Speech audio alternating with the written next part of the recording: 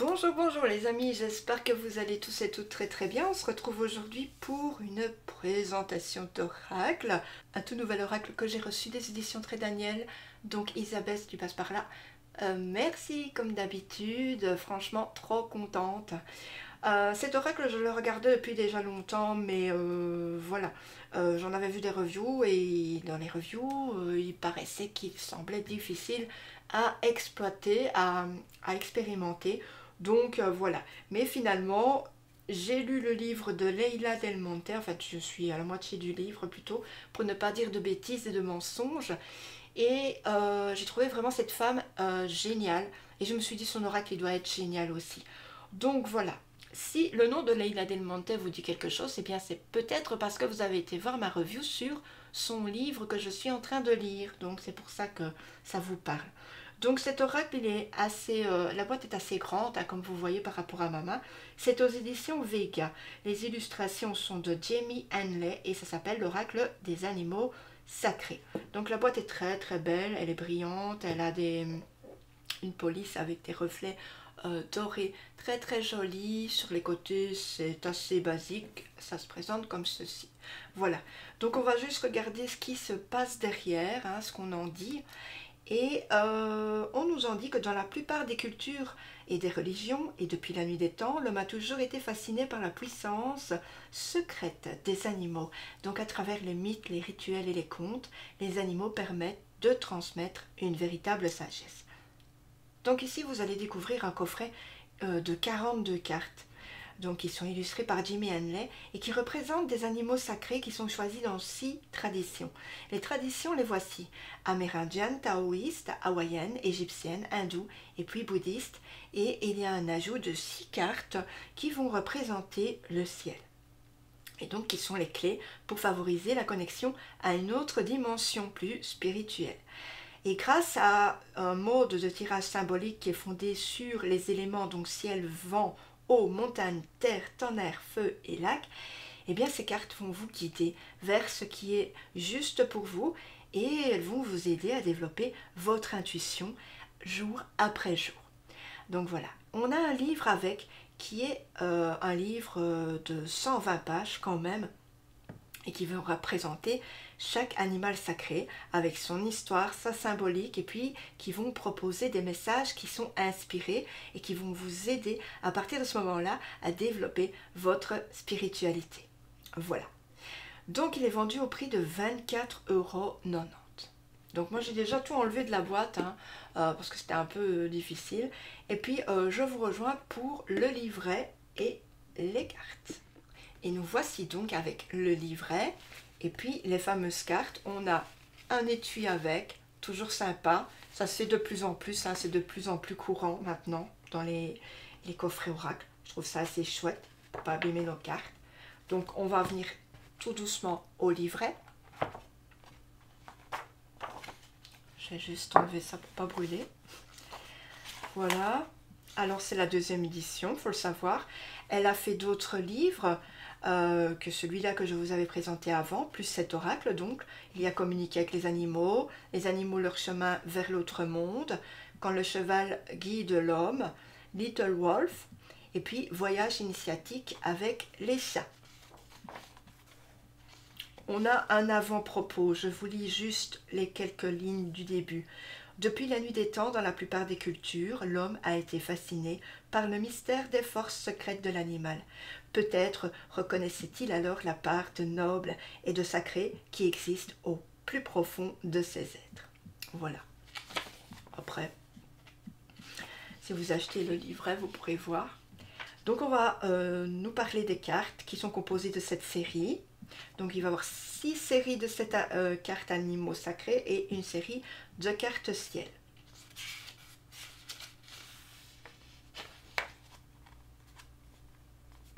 Donc on va avoir la série amérindienne d'Amérique du Nord et du Mexique qui seront donc en relation avec les animaux guides, gardiens et la connexion au ciel et à la terre. On va avoir ensuite la série taoïste qui seront pour les animaux mythiques qui seront la transformation et l'alchimie, La série hawaïenne, ce sera les animaux esprits, le souffle de vie et guérison. La série hindoue, animaux vahana, donc vahana qui véhicule des dieux, le véhicule des dieux, et puis la connexion au divin et au sacré. La série Égypte ancienne, ce sera les animaux dieux, école de mystère, enseignement, sagesse. La série bouddhiste, enfin, ce sera les animaux bodhisattvas et comment atteindre la libération. Et puis on va avoir la série du ciel aussi. Donc, chaque carte de la série va comprendre 7 animaux sacrés qui correspondent à un élément qui est écrit sur la carte. Donc on aura l'animal plus par exemple montagne sur chaque carte qui est reliée à la série. Alors, l'élément qui est associé, il a toute son importance parce qu'il va donner un sens de plus à la carte que vous avez choisie. Ça va vous guider dans votre interprétation. Voilà. Vous pouvez aussi choisir la carte qui vous inspire juste par son élément. Voilà, juste si vous trouvez aussi si la carte est jolie à ce moment-là. On va avoir le choix des éléments. Voilà, on va avoir le vent. Ça va être entre autres le mouvement, l'eau, le profond, la montagne, la force tranquille, la terre, ça va être le réceptif, le tonnerre, ça va être la force de la transformation, le feu, la purification, le lac, ça va être le travail spirituel avec ses transformations, mais aussi avec ses illusions et puis ses distractions. Et on va avoir la symbolique de la carte, des cartes du ciel. Donc la carte du ciel, ça va correspondre à la 8e carte de votre cercle. Et elle va représenter le ciel, la création, l'énergie et l'expansion. Et puis aussi la dimension cosmique. Elle sera placée donc en face de la Terre. Alors, donc cette carte ciel, elle va vous donner une autre dimension. Elle sera plus ample et spirituelle à votre tirage. Donc on va voir le dos des cartes qui va différente tout au long des séries. Et puis on va nous parler des dispositions des cartes. Donc on va mettre en fait pour le grand tirage, mais qui est quand même assez compliqué parce que se peut-il qu'on puisse tomber sur 2 cartes qui représentent le même élément. Voilà, donc on va prendre de toutes les cartes que l'on veut. Voilà, à chaque fois on peut en tirer une. Série hindoue, on en tire une. Série taoïste, on en tire une, etc. Mais on n'est pas obligé. On peut aussi prendre une série, par exemple, égyptienne. On va prendre 5 cartes de la série égyptienne, puis on va prendre 2 cartes de la série bouddhiste, par exemple. Voilà. Mais le hic, bien sûr, c'est que si on tombe sur 2 mêmes cartes, voilà. Donc, peut-être, on va avoir 2 informations. Si on a par exemple 2 fois haut, on aura 2 informations différentes, mais voilà, c'est un grand tirage. Moi, ce que je dirais plutôt, c'est que moi je ferais l'autre option de lecture de cartes, une carte au hasard, voilà, sur une série en général, ou bien sur toutes les séries mélangées. Voilà, vous pouvez faire comme vous voulez. Ou alors vous pouvez prendre 3 cartes. Voilà, et ajouter une carte ciel, ici comme indiqué, pour éclairer le sens des 3 cartes. C'est un peu comme vous voulez. Si ça vous semble trop compliqué, faites à votre manière. Et puis c'est tout. Donc ici, on va avoir les séries. Et donc, à chaque fois pour le vent, tous les éléments, on va avoir un animal ou une déesse, etc. Voilà. Bon, ben ça, c'est expliqué. Pour la carte ciel, par exemple, on va avoir les cartes ciel, on va avoir la série amérindienne, ce sera le colibri blanc. Pour la série taoïste, ce sera le tigre blanc. La série hawaïenne, ce sera le dauphin blanc. La série hindoue, l'éléphant blanc, pardon. Pour la série Égypte ancienne, on va avoir le chat blanc. Et pour la série bouddhiste, on va avoir le pan blanc. Donc tout ce qui est lié au blanc. Ce sera tous des animaux blancs. Alors, pour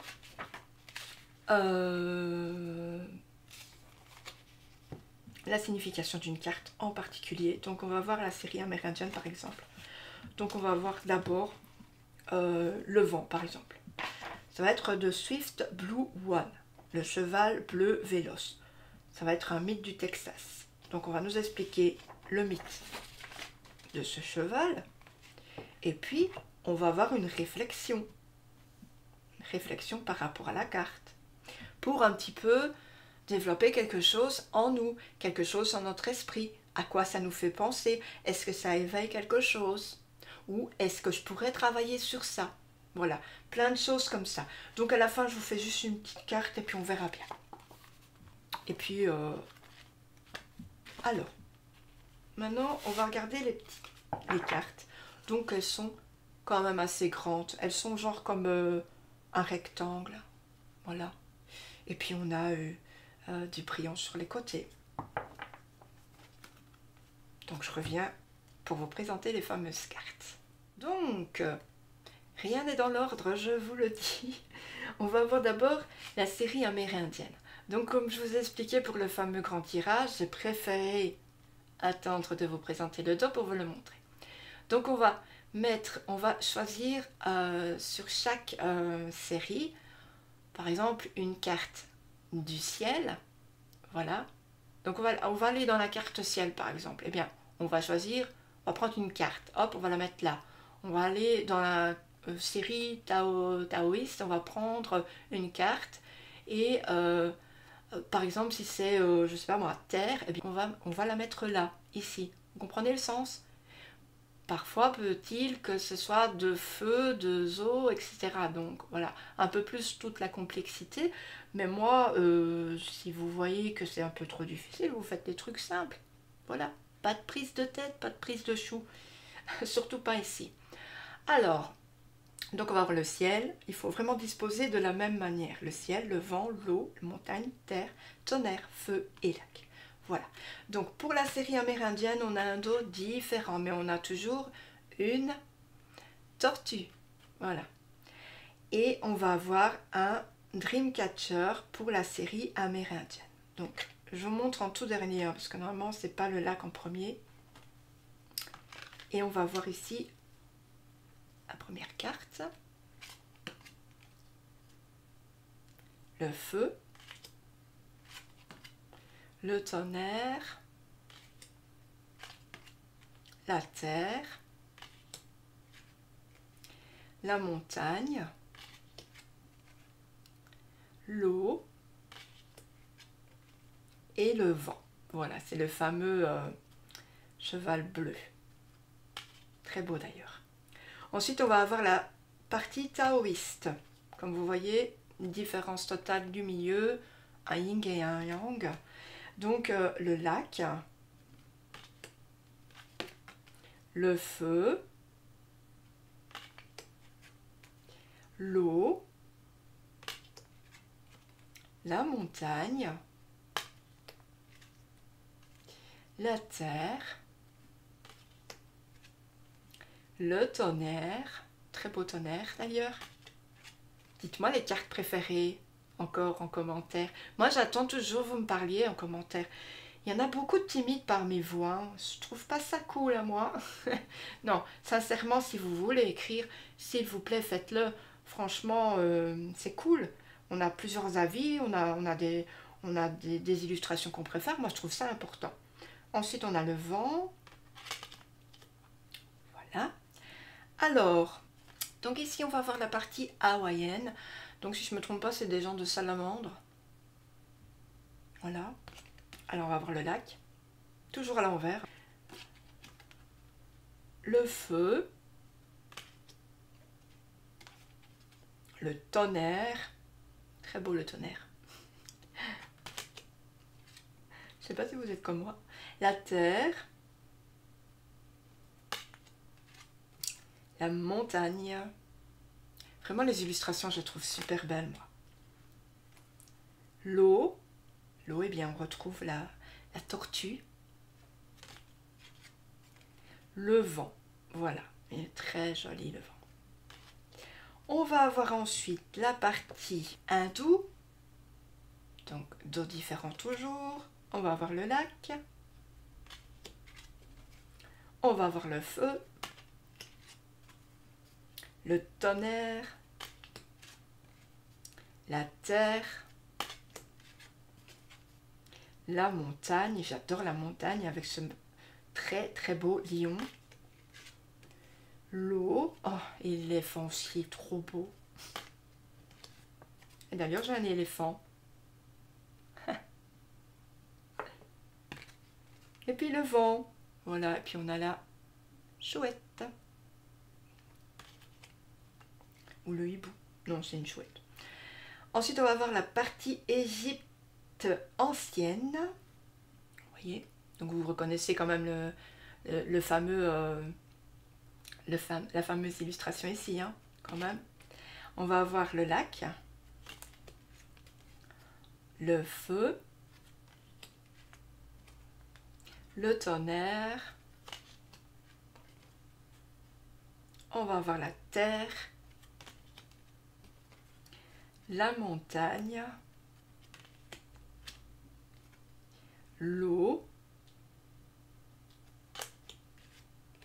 et puis le vent. Et puis on va avoir la partie bouddhiste, encore un dos différent comme vous pouvez voir, le lac, le feu,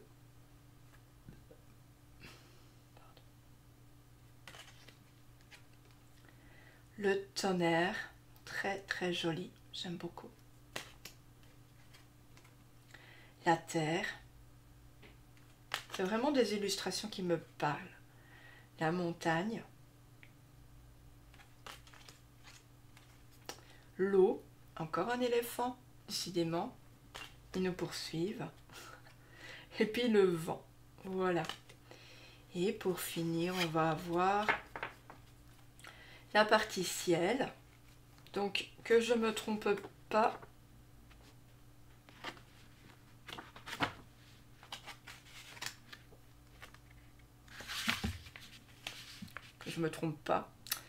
je regarde un peu dans mon livret, j'avoue.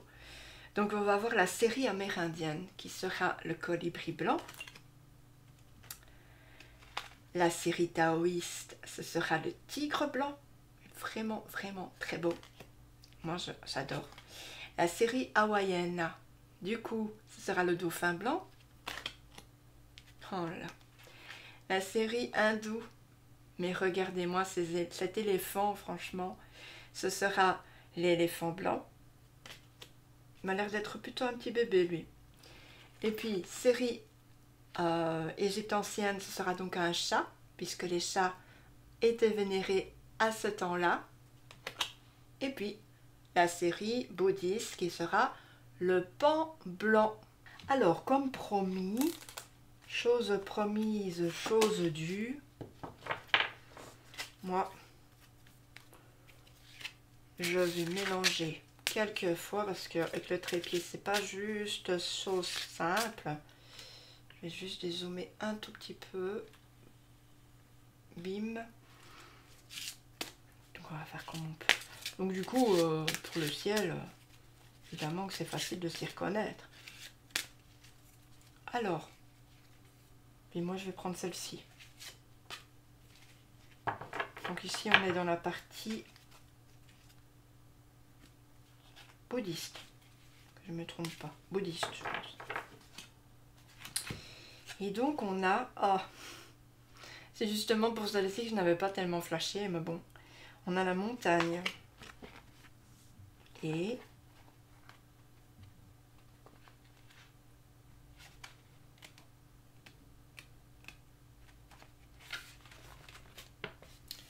on va regarder ce que ça nous dit. D'ailleurs, j'avais oublié de vous montrer, mais on a quand même en face une illustration en couleur. Ça, c'est sympa, donc je ne vais pas prendre la carte.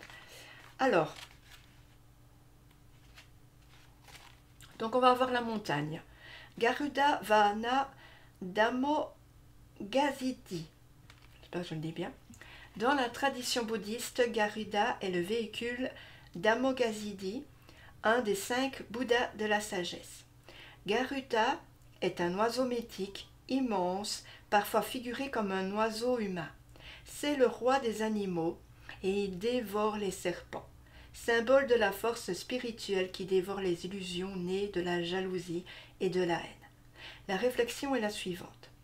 Garuda, roi des oiseaux aux ailes rutillantes et infinies, son envol soulève les tempêtes et les ouragans. Garuda, force fulgurante du soleil flamboyant, qui tarit l'eau des fleuves et dévore les serpents. Garuda, force absolue qui anéantit l'illusion, de la haine, la jalousie, la convoitise et l'envie. Libère mon esprit, détache-le des conflits. Garuda, roi des oiseaux aux ailes rutillantes et infinies, roi de sagesse aux rayons perpétuels, illumine chaque recoin de mon esprit. De ton soleil ardent dévore mes ennemis, le doute, la crainte, l'angoisse et l'ennui, que je puisse en une fois libérer mon esprit. Garuda, roi des oiseaux aux ailes rutillantes et infinies, soulève-moi dans un grand essor colossal, que je puisse poser ma tête sur ton plumage, chatoyant d'émeraude étincelant d'or royal, pour voler très loin avec toi dans le bleu du ciel, revenir sur terre conscient de chaque instant, de ce que je fais, pense et ressens, conscient à chaque instant présent. Donc voilà, la réflexion pour moi, elle s'apparente un petit peu à l'archange Michael qui fait fuir nos ennemis en fait, hein, qui leur fait peur avec son épée. Et moi, je pense que ici, donc, vous allez, grâce à cette carte, avoir la réflexion de demander de protéger votre vie un petit peu pour faire fuir les ennemis, pour les faire partir loin de vous, mais pas que. Vous allez pouvoir aussi demander que la jalousie, parfois qui vous empoisonne la vie par rapport à d'autres personnes, s'en aille totalement de votre esprit, voilà, que la lumière se mette en vous en fait, voilà. Donc après c'est chaque personne y voit ce qu'il a envie d'y voir, voilà. Donc j'espère que cette review et ce petit tirage vous aura fait plaisir. Moi en attendant je me suis vraiment régalée à voir toutes ces cartes, franchement je l'adore, il est top top top. N'hésitez pas donc à me laisser un petit commentaire, hein, un petit like aussi, si ça vous a plu. Et puis à vous abonner, à liker. Du coup, ma lumière s'est barrée. Et puis, hop, mon petit éléphant aussi. Et puis j'avais même aussi un petit phoque, du coup. Allez, je vous laisse. Je vous envoie d'énormes bisous et surtout, prenez bien soin de vous. Et n'oubliez pas de vous abonner. Ciao, ciao.